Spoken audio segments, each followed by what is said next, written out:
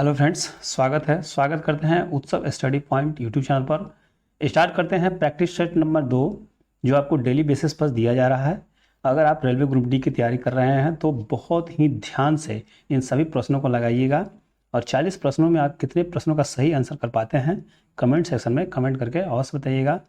दोस्तों, ये जो है प्रैक्टिस सेट नंबर 2 है। अगर आपने इसका पिछले वीडियो नहीं देखा है तो डिस्क्रिप्शन में हमने उसका लिंक दे रखा है, जाकर देख सकते हैं।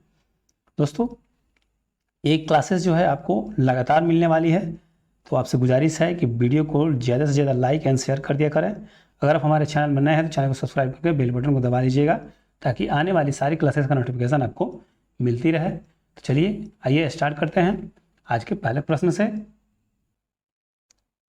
आज का पहला प्रश्न है कि प्रतिवर्ष आयकर दिवस कब मनाया जाता है। दोस्तों, प्रतिवर्ष आयकर दिवस जो है आपको 24 जुलाई को मनाया जाता है। ऑप्शन सी जो है इस प्रश्न का करेक्ट आंसर है। नेक्स्ट प्रश्न है कि राष्ट्रीय विकास परिषद की स्थापना कब किया गया था। दोस्तों, राष्ट्रीय विकास परिषद की स्थापना जो है आपको सन 1952 में हुआ था, इसे आप याद रखिएगा। ऑप्शन सी जो है इस प्रश्न का करेक्ट आंसर है। अगला प्रश्न है कि चाय की पत्तियों में महत्वपूर्ण उत्तेजक कौन है। ऑप्शन है कैफीन, टेनिन, ब्रेसिन और फेनिलेन। दोस्तों, इस प्रश्न का सही आंसर जो होगा ऑप्शन ए कैफीन। चाय की पत्तियों में सबसे महत्वपूर्ण जो उत्तेजक होता है वो कैफीन होता है। ऑप्शन ए जो है इस प्रश्न का करेक्ट आंसर है। अगला प्रश्न है कि हाल ही में किसने ई अमृत मोबाइल ऐप लॉन्च किया है।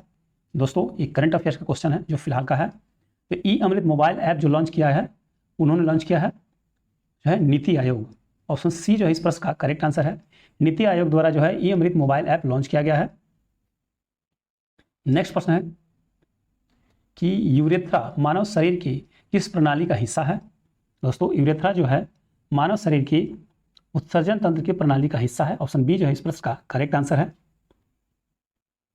नेक्स्ट प्रश्न है कि असम, मेघालय, त्रिपुरा और मिजोरम राज्य के जनजातीय क्षेत्रों के प्रशासन के बारे में किस अनुसूची में विवरण मिलता है।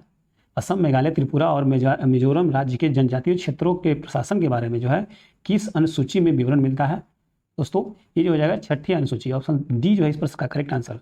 छठी अनुसूची में जो है असम, मेघालय, त्रिपुरा और मिजोरम राज्य के जनजातीय क्षेत्रों का प्रशासन के बारे में जो है विवरण मिलता है। ऑप्शन डी जो है इस प्रश्न का करेक्ट आंसर है।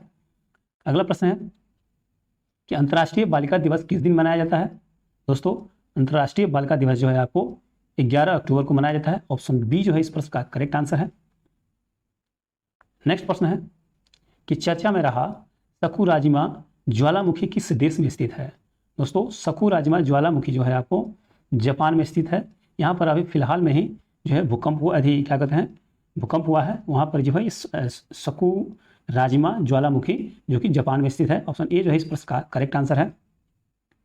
नेक्स्ट प्रश्न है कि भारत के संविधान का कौन सा अनुच्छेद एक राज्य के राज्यपाल को अध्यादेश प्रख्यापित करने की शक्ति देता है। दोस्तों, इस प्रश्न का सही आंसर जो होगा ऑप्शन बी 213। भारत के संविधान का जो अनुच्छेद 213 जो है राज्यपाल के अध्यादेश प्रख्यापित करने की शक्ति प्रदान करता है। ऑप्शन बी जो है इस प्रश्न का सही आंसर है। नेक्स्ट प्रश्न है कि हाल ही में किसे जेसी डेनियल अवार्ड 2022 से सम्मानित किया गया है। दोस्तों, ये जो है केरल का जो है एक फिल्म अवार्ड है। जेसी डेनियल अवार्ड जो है इनको केपी कुमारन को दिया गया है। ऑप्शन ए जो है इस प्रश्न का सही आंसर है। दोस्तों, वीडियो आपको अच्छा लग रहा है तो एक लाइक और एक शेयर जरूर कर दीजिए। इससे हमें मोटिवेट होता है कि वीडियो आपको पसंद आ रहा है। तो इस प्रकार के वीडियो जो हम डेली अपलोड करते रहेंगे इस चैनल के माध्यम से। अगर आप हमारे चैनल में नए हैं तो चैनल को सब्सक्राइब करके बेल बटन को दबा लीजिएगा ताकि आने वाली सारी क्लासेस का नोटिफिकेशन आपको मिलती रहे। आइए नेक्स्ट प्रश्न देखते हैं। विश्व टीबी दिवस निम्न में से किस दिन को मनाया जाता है। दोस्तों, विश्व टीबी दिवस जो है आपको 24 मार्च को मनाते हैं। ऑप्शन डी जो है इस प्रश्न का सही आंसर है। अगला प्रश्न है कि हाल ही में किस राज्य ने बराक भूमन वन्य जीव अभयारण्य की स्थापना के प्रस्ताव को मंजूरी दी है। दोस्तों, बराक भूमन वन्य जीव अभयारण्य जो है असम सरकार ने इसको मंजूरी दे दी है। तो ऑप्शन सी जो है इस प्रश्न का करेक्ट आंसर है। नेक्स्ट प्रश्न है कि राष्ट्रपति पर महाभियोग लाने से कितने दिन पूर्व राष्ट्रपति को लिखित सूचना देनी होती है। दोस्तों, राष्ट्रपति पर महाभियोग लाने से पहले जो है 14 दिन पहले जो है लिखित सूचना देनी होती है। ऑप्शन बी जो है इस प्रश्न का करेक्ट आंसर है। नेक्स्ट प्रश्न है कि the story of the integration of the Indian states नामक पुस्तक किसने लिखी है। दोस्तों, ये जो हो जाएंगे आपको ऑप्शन डी बीपी मेनन द्वारा जो है the story of the integration of the Indian states नामक पुस्तक लिखी गई है। तो ऑप्शन डी जो है इस प्रश्न का सही आंसर है। नेक्स्ट प्रश्न है कि अंतर्राष्ट्रीय परिषद की बैठक अंतर्राज्यीय परिषद की बैठक साल में कितनी बार होती है। दोस्तों, अंतर्राज्यीय जो है परिषद की बैठक जो है साल में 3 बार होता है। ऑप्शन बी जो है इस प्रश्न का सही आंसर है। अगला प्रश्न है कि उपराष्ट्रपति का पद भारतीय संविधान में किस देश से लिया गया है। तो उपराष्ट्रपति का पद जो है भारतीय संविधान में अमेरिका से लिया गया है। ऑप्शन ए जो है इस प्रश्न का करेक्ट आंसर है। नेक्स्ट प्रश्न है कि राज्य के समस्त कार्य शक्ति राज्यपाल के हाथों में निहित है। यह किस अनुच्छेद में वर्णित है। आपको बताना है यहाँ पर कि राज्य के समस्त कार्य शक्तियाँ जो है राज्यपाल के हाथों में निहित है। यह किस अनुच्छेद में वर्णित है, आपको यहाँ बताना है। तो ऑप्शन बी जो है इस प्रश्न का सही आंसर होगा। अनुच्छेद 154 में जो है वर्णित किया गया है कि राज्य के समस्त कार्य शक्तियाँ राज्यपाल के हाथों में निहित है।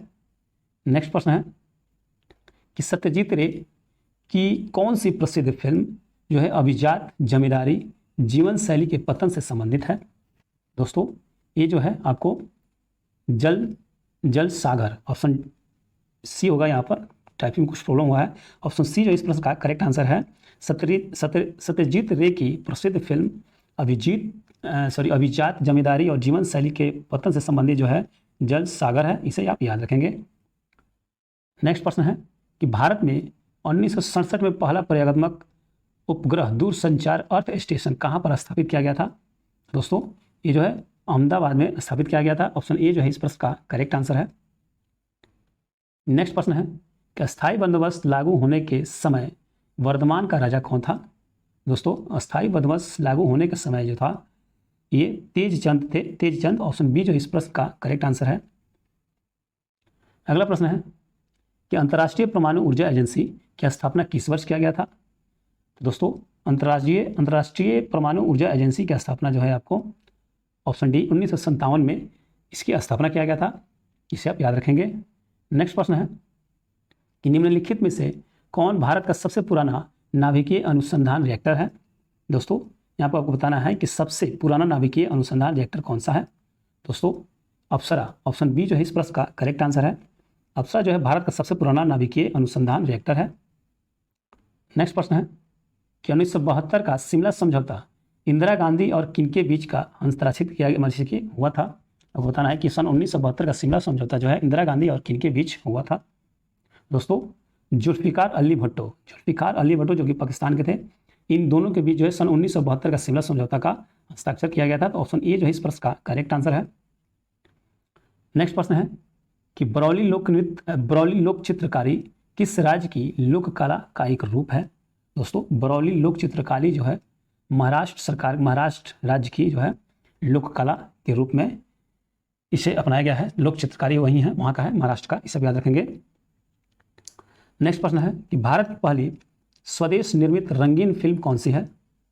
दोस्तों, भारत की सबसे पहली स्वदेशी निर्मित रंगीन फिल्म जो है आपको किसान कन्या, ऑप्शन बी जो है इस प्रश्न का करेक्ट आंसर है। दोस्तों, वीडियो बहुत मेहनत से बनाया जा रहा है और बनाते हैं आप लोगों के लिए, तो एक वीडियो को जो है लाइक और एक शेयर जरूर कर दीजिए। अगर आप हमारे चैनल में नए हैं तो चैनल को सब्सक्राइब करके बेल बटन को दबा लीजिए ताकि आने वाली सारी क्लासेस की नोटिफिकेशन आपको मिलती रहे। इस प्रकार की वीडियो जो है हम इस चैनल के माध्यम से डेली उपलब्ध कराते रहते हैं। चलिए स्टार्ट करते हैं। नेक्स्ट प्रश्न है कि भारत में बोकारो स्टील संयंत्र की स्थापना जो कि सन 1964 में किसके सहयोग से किया गया था, आपको बताना है। दोस्तों, सोवियत संघ की जो है सहयोग से भारत में बोकारो स्टील संयंत्र की स्थापना सन 1964 में किया गया था। तो ऑप्शन ए जो है इस प्रश्न का करेक्ट आंसर है। अगला प्रश्न है कि भारत का सबसे लंबा राजमार्ग कौन सा है, आपको यहाँ पे बताना है। दोस्तों, भारत का सबसे लंबा राजमार्ग जो है NH-44 ऑप्शन ए जो है इस प्रश्न का करेक्ट आंसर है। नेक्स्ट प्रश्न है कि निम्न में से किस शहर में विश्व का सबसे पहला 3D प्रिंटेड स्टील ब्रिज खोला गया था? दोस्तों, विश्व में सबसे पहला 3D प्रिंटेड स्टील ब्रिज जो है आपको एम्बर्स्टन में खोला गया था। तो ऑप्शन बी जो है इस प्रश्न का करेक्ट आंसर है। अगला प्रश्न है कि भारत में सबसे ज़्यादा लौह अयस्क जो है किस बंदरगाह से निर्यात होता है? दोस्तों, भारत में सबसे ज़्यादा लौह अयस्क जो है आपको मुर्मो-गांव होगा, यहाँ पर मुर्मो-गांव होगा, इसे आप याद रखेंगे, मुर्मो-गांव। 1 मिनट। इस प्रश्न का सही आंसर जो होगा मुर्मो-गांव होगा।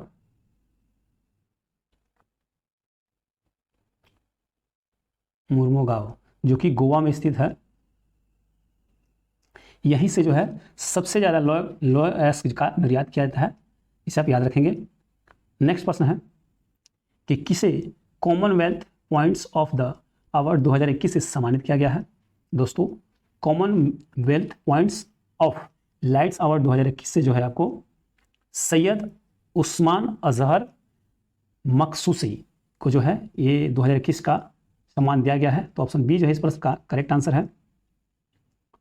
अगला प्रश्न है कि किस राज्य में देश का पहला क्रिप्टोग्रामिंग उद्यान का स्थापना किया गया? दोस्तों, ये जो हो जाएंगे उत्तराखंड में जो है पहला क्रिप्टोग्रामिंग उद्यान का स्थापना किया गया था। तो ऑप्शन सी जो है इस प्रश्न का करेक्ट आंसर है। नेक्स्ट प्रश्न है कि IRCTC का आदर्श वाक्य क्या है? दोस्तों, IRCTC का आदर्श वाक्य जो है life line of the nation. Option C जो है इस प्रश्न का करेक्ट आंसर है। अगला प्रश्न है कि टोक्यो ओलंपिक 2020 में कितने जो है किलोग्राम वर्ग में जो है इतिहास रचते हुए भारत के मीराबाई चानू ने सिल्वर मेडल जीता है? दोस्तों, भारत की मीराबाई चानू ने जो है आपको 49 kg कैटेगरी में जो है सिल्वर पदक जीता था। तो ऑप्शन बी जो है इस प्रश्न का करेक्ट आंसर हो जाएगा। नेक्स्ट प्रश्न है कि 26 जुलाई को पूरे भारत में कौन सा दिवस मनाया जाता है? दोस्तों, 26 जुलाई को जो है कारगिल दिवस के रूप में मनाया जाता है। ऑप्शन बी जो है इस प्रश्न का करेक्ट आंसर है। नेक्स्ट प्रश्न है कि भारतीय टेनिस खिलाड़ी सुमित नागल ओलंपिक खेलों में एकल पुरुष मैच जो है जीतने वाले कौन से भारतीय टेनिस खिलाड़ी बन गए हैं? दोस्तों, एकल पुरुष जो है मैच जीतने वाले ये तीसरे खिलाड़ी बन चुके हैं।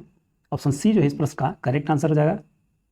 नेक्स्ट प्रश्न है कि किस IIT संस्थान ने एंटी ड्रोन तकनीकों के समाधान खोजने के लिए इनोवेशन हब लॉन्च किया है? दोस्तों, IIT दिल्ली ने। ऑप्शन ए जो है इस प्रश्न का करेक्ट आंसर है।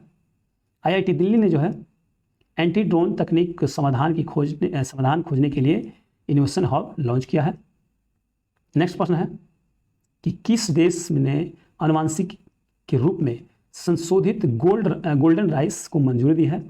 दोस्तों, गोल्डन राइस को मंजूरी देने वाला जो है फिलीपींस है। ऑप्शन सी जो है इस प्रश्न का करेक्ट आंसर है। नेक्स्ट प्रश्न है पुस्तक द रामायण ऑफ श्री गुरु गोविंद जी किसने लिखी है? दोस्तों, द रामायण ऑफ श्री गुरु गोविंद जी पुस्तक जो है आपको बलजीत कौर द्वारा लिखा गया है। तो ऑप्शन ए जो है इस प्रश्न का करेक्ट आंसर है। इस पुस्तक का विमोचन जो है स्वयं प्रधानमंत्री नरेंद्र मोदी जी ने किया था, इसे भी आप याद रखेंगे।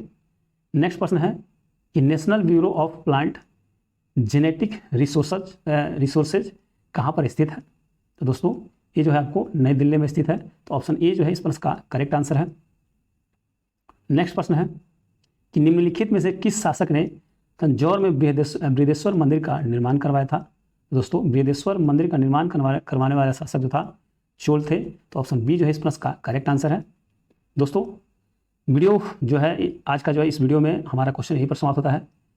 वीडियो आपको पसंद आया हो तो एक लाइक और एक शेयर जरूर कर दीजिएगा, और हमारे चैनल बनाए हैं तो चैनल सब्सक्राइब करके बेल बटन को दबा लेंगे ताकि आने वाली सारी क्लासेस का नोटिफिकेशन आपको मिलती रहे। चलिए फिर मिलेंगे नेक्स्ट क्लास में, तब तक के लिए जय हिंद।